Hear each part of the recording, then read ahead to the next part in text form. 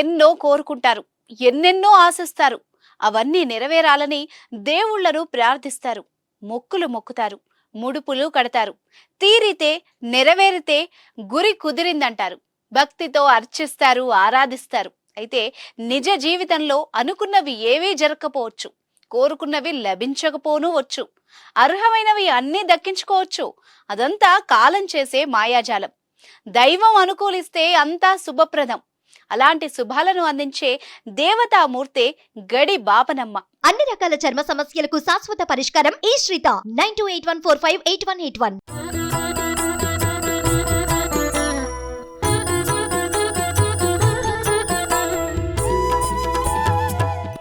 ఆనందమయమైన జీవితానికి అవసరమైన మార్గం చూపే కరుణామూర్తి ఆమె.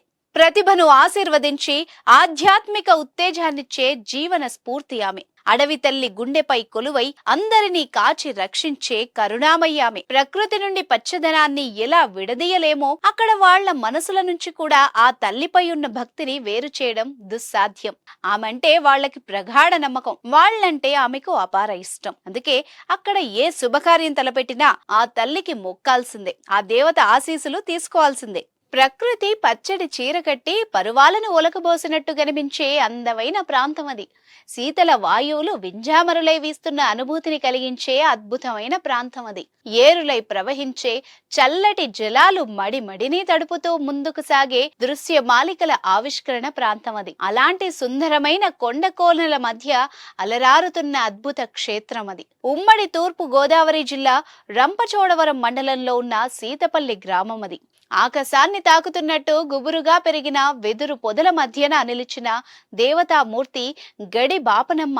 ఆ తల్లికి నిలవుగా నిలిచిన సీతపల్లి అంటే ఏజెన్సీ ప్రాంతంలో తెలియని వాళ్లుండరు. ఆమె దుర్గాదేవి స్వరూపం, నిర్గుణాలను హరించే దైవం, సద్గుణాలను పాదుకొలిపే దివ్య మూర్తిమత్వం, అనుకున్నది నెరవేర్చే స్వభావం. అందుకే ఆమె అందరికీ ఆరాధ్య దైవం.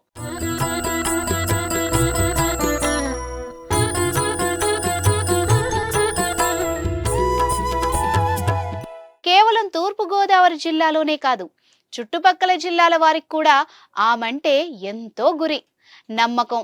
ముఖ్యంగా ఏజెన్సీ ప్రాంతాల వాళ్ళు తమ గుండెల్లో నిలుపుకున్న మహాస్వరూపం ఆమె. అక్కడి వారిని ఎవరిని కదిలించినా కథలుగా ఆ తల్లి గాథలు చెబుతారు. 1990 దశకానికి పూర్వం పెద్దగా అక్కడ జనసంచారం కనిపించేది కాదు. గురి కుదిరింది, నమ్మకం పెరిగింది. ప్రస్తుతం అక్కడ మంగళవారం, శుక్రవారం, ఆదివారం వచ్చిందంటే చాలు, ఇసుక వేస్తే రాలనంత జనం. బాపనమ్మ తల్లే కాదు, అడవి తల్లి కూడా వారి భక్తికి పులకించిపోతుంది, పరవశించి పరవళ్లు తొక్కుతుంది. తమ కోర్కెలు తీర్చే కల్పవల్లికి 1970లో ఓ అందమైన ఆలయాన్ని నిర్మించారు. చతుర్భుజగా గంభీర వదనంతో ఆ ఆలయంలో కొలువై వరదాయినిగా భక్తుల పూజలు అందుకుంటోంది. త్రిశూల ఖడ్గధారిణిగా, అసుర సంహారిణిగా ఆమె దర్శనమిస్తుంది. 9 శిరస్సులతో కూడిన సర్పరాజం ఆమెకు నీడ పడుతుంటే, త్రినేత్రిగా సింహవాహనంపై దివ్యంగా విరాజిల్లుతూ కనిపిస్తుంది.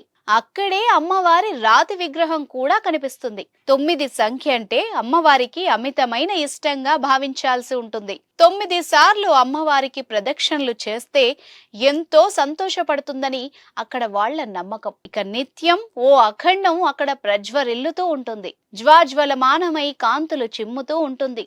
ఆ వెలుగుల్లో అమ్మవారి వైభవం చిద్విలాసమై దర్శనమిస్తుంది. గడి బాపనమ్మ తల్లి అంటే అక్కడ వాళ్లకు ఎంతో గురి. ఏది కోరుకున్నా, మనసులో ఏది తలుచుకున్నా ఇట్టే జరిగిపోతాయన్న ప్రగాఢ విశ్వాసం. ఆ నమ్మకమే ఎంతో మందిని అక్కడికి రప్పిస్తుంది. ప్రతిరోజు అమ్మవారికి విశేష కుంకుమార్చనలు నిర్వహిస్తారు, అభిషేకించి అర్చనలు జరుపుతారు. హోమాలు, యజ్ఞ యాగాదులు తరచూ నిర్వహిస్తూనే ఉంటారు. అన్ని పర్వదినాలు ఇక్కడ నేత్రపర్వంగా నిర్వహిస్తే ఉగాదికి వారం రోజుల పాటు పెద్ద ఎత్తున జాతర జరుపుతారు. ఆ సమయంలో అమ్మవారి తీక్షణత చెప్పలేవని, ఎంతో భక్తితో అక్కడకు వచ్చేవారు ఆమె కరుణకు పాత్రులు కావడం కోసం అనేక పూజలు నిర్వహిస్తారని చెబుతారు. కుజ, నాగదోషాలు ఉన్న వారితో పాటు సకాలంలో వివాహాలు కాని వారు, పిల్లలు కలగని వారు 9 శుక్రవారాలు నిష్ఠగా పూజలు నిర్వహిస్తే అనుకున్నవి ఇట్టే జరిగిపోతాయని అంటారు. ఇక న్యాయ వివాదాలు, భూ తగాదాలు ఉన్నవారు కూడా అమ్మవారిని నమ్ముకొని మొక్కుకుంటే ఇట్టే ఆయా సమస్యలు పరిష్కారం అవుతాయని చెబుతారు. కోరికలు సిద్ధించగానే అమ్మవారికి మేకలు, కోళ్లను సమర్పించుకుంటారు.